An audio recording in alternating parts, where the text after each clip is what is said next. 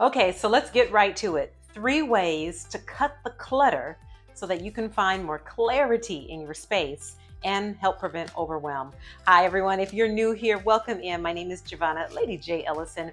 We help high achievers just like you thrive in life and in business while keeping God first. So recently, I had an opportunity to go through my home library. And you all, I had so many books. So many books. I still have so many books. But what I chose to do was instead of just collecting books, what I chose to do was mine the gold. So, what does that mean? That means I went through the majority of my library. I still have a long way to go, but I went through and I read some of the highlighted things that I've highlighted over the years. So, for example, when I first started my business over 14 years ago now, there were books that I read when I first started. There were things that I underlined that I wanted to remember. And so what I did is I would highlight that area and then I would put on the spine of the book, I would say, okay, don't forget what's on page 76. And so what I did is I had an opportunity to get one massive book. Um, this is called the Notebook Tree of Life. So it was a blank journal.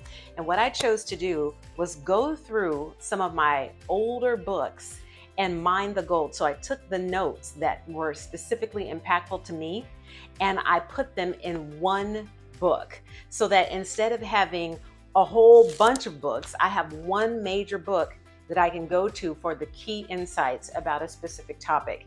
And the reason why I did that was not only to help cut the clutter, but we're living in a time right now where there is just so much noise in our world.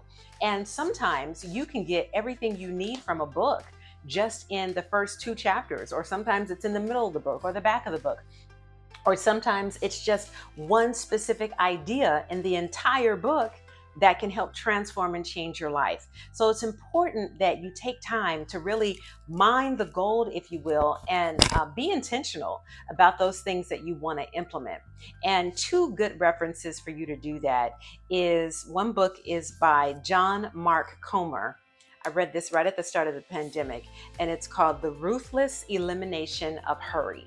The Ruthless Elimination of Hurry. So if you are just overwhelmed with way too much to do right now, if you constantly have notifications going off everywhere, every time you open your computer, you automatically feel stressed out, whatever it may be for you, I want to encourage you, number one, to cut the clutter in your space and take baby steps, right? That's number 2, take baby steps.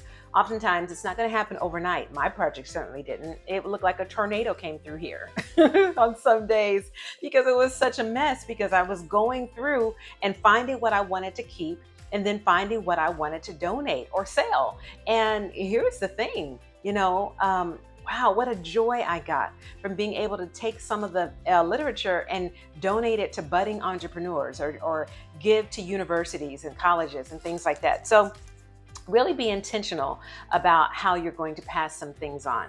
And then finally, the last one to help you cut the clutter is to embrace stillness in your life. Embrace stillness.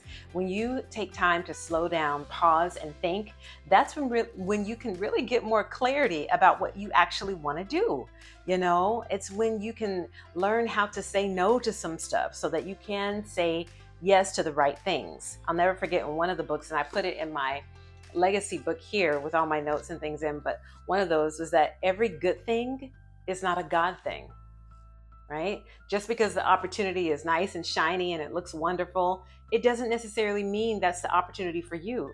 You can't do it all and do it well. So I want to challenge you to embrace stillness. And this is another great book. It's by Ryan Holiday. Stillness is the key. Stillness in the key, especially right now in our noisy world. Don't let the distractions and the noise of the world control your energy, control your emotional bandwidth. You get to decide what you allow into your heart and into your mind. And I challenge you to protect that at all costs. Listen, I've got a free checklist for you. Make sure that you grab it at the link in the chat to help you go to the next level, even all the more, so that you too can thrive in life and in business while keeping God first. Thanks for watching. See you soon.